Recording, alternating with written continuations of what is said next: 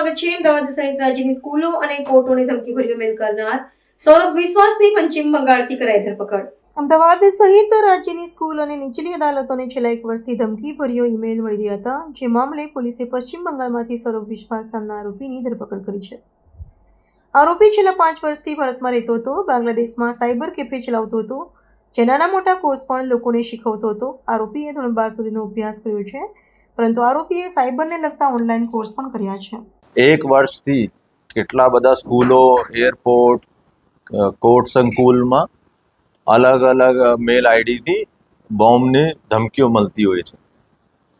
એમાં હું બતાવવા માંગુ છું, 2 ટાઈપનો મેલની અંદર લખાણ હોય છે।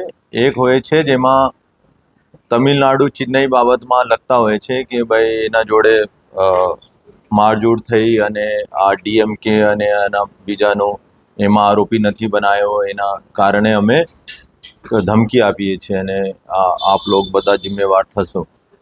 અને બીજા છે કે ખાલિસ્તાન વર્ડ યુઝ કરે છે કે ખાલિસ્તાન જિંદાબાદ અને આજે એટલા વાગે એટલા સ્કૂલ ઉપર ધમાકા થશે અને તો ત્યારે જો અમે આરોપી પકડ્યા છે, આ ખાલિસ્તાનવાળા જો મોડ્યુલ હતા, જો મેલ ખાલિસ્તાન નામથી આવે છે કે ખાલિસ્તાન જેમાં અંદર લખ્યા હોય છે, આ મોડ્યુલનો છે। ચેન્નઈવાળા મોડ્યુલ પર બી કામ કરી રહ્યા છે અને એમાં પણ મને પૂરા વિશ્વાસ છે કે એમાં પણ સફળતા મળશે। અને જો આરોપી પકડવામાં આવે છે, આ સૌરભ વિશ્વાસ છે, એનો ઇન્ડિયન નેમ છે, ભારતીય નામ છે અને એનો અસલ નામ માઇકલ વિશ્વાસ, રહેવાસી ઢાકા, બાંગ્લાદેશનો છે। એની સગી સિસ્ટર પણ સરિસ્કા વિશ્વાસ છે, આ પણ ત્યાં બાંગ્લાદેશનો રહેવાસી છે।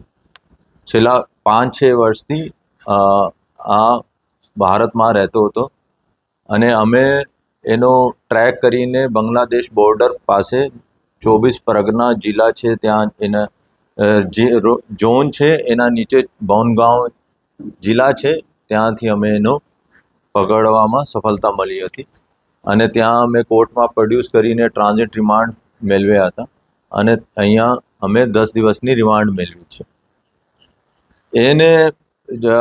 એનો જો મુખ્ય ભૂમિકા હતી, આ ઘણા બધા આઈડીઝ હેક કરતા હતા અને એમાં રિકવરી આઈડી અને યુઝર એમાં પાસવર્ડ આ લોકો ચેન્જ કરતા હતા અને પછી આ ચેન્જ કરીને એનો જો હેન્ડલર્સ છે, આ બીજા બાંગ્લાદેશ અને બીજા દેશોનો નાગરિક છે, એનો આ લોકો વેચતા હતા અને ત્યાંથી આ વેચ્યા પછી આ લોકો બધા યુએસડીટીમાં બધા ટ્રાન્ઝેક્ટ કરતા હતા ક્રિપ્ટોમાં અને એના પછી આ લોકો આ જો આઈડી મળ્યા પછી એમાં અંદર મૂકતા હતા, જો બી એને મૂકવાનો છે કે એટલા વાગે ધડાકો થશે, સાવધાન અને આ છે, અને પછી મેલ આવતી હતી અને આ ડિટેલ અમે બતાવે છે। તો ટોટલ અમદાવાદનો 7 કેસીસ એમાં આ આરોપી છે। 16/2 સ્કૂલમાં આવ્યો હતો, 23/1 પણ સ્કૂલમાં આવ્યો હતો, 17/12 સ્કૂલમાં આવ્યો હતો, 27/1 અમદાવાદ એરપોર્ટ 27 જનવરી 2026માં આવ્યો હતો અને 5 જનવરી 2026 અમદાવાદ ડિસ્ટ્રિક્ટ કોર્ટમાં આવ્યો હતો। એના સાથે સાથે બડોદામાં આવ્યો, સુરતમાં આવ્યો, રાજકોટમાં આવ્યો અને બીજા રાજ્યમાં જોઈએ તો બંગાળમાં આવ્યો, પંજાબમાં આવ્યો, દિલ્હીમાં આ લોકોએ મેલ કરી અને મહારાષ્ટ્રમાં કરી, એવી ઘણા બધા રાજ્યો અત્યારે અમારે યુપીમાં કરી। તો અત્યારે બધા રાજ્યોની એજન્સીઝ અને પોલીસ અમારે સંપર્કમાં છે અને એની ટીમો પણ અહીંયા આવી રહી છે। આ લોકો પણ એનો પૂછપરછ કરશે। એના ઉપર જે એના માટે કામ કરતો હતો એની પણ અમે વિગત મળી ગઈ છે, એના ઉપર પણ અમે કામ કરી રહ્યા છે, પર આપ જાણો છો સેન્સિટિવ કેસ છે, એના કારણે હું બધો શેર કરવા માંગતા નથી અને જો એના ઉપર જો એક માણસ છે જો એના પાસેથી લે છે અને આ પણ આગળ વેચે છે અને એના ઉપર અમે કામ કરી રહ્યા છે અને હું એવા કહેવા માંગુ છું કે આ ના થાય કે અમે આ કહી દઈએ કે આ બધા અમે પકડી લીધો, કલથી મેલ નહીં આપશે, તો કે આ લોકો બધા સાયબર એક્સપર્ટ છે, બીજા પાસેથી કોઈ મેલ આઈડી લેશે, પર જો ખરીદી રહ્યા છે અને એકચ્યુઅલ ઉપયોગ કરી રહ્યા છે એના ઉપર અમે કામ કરી રહ્યા છે.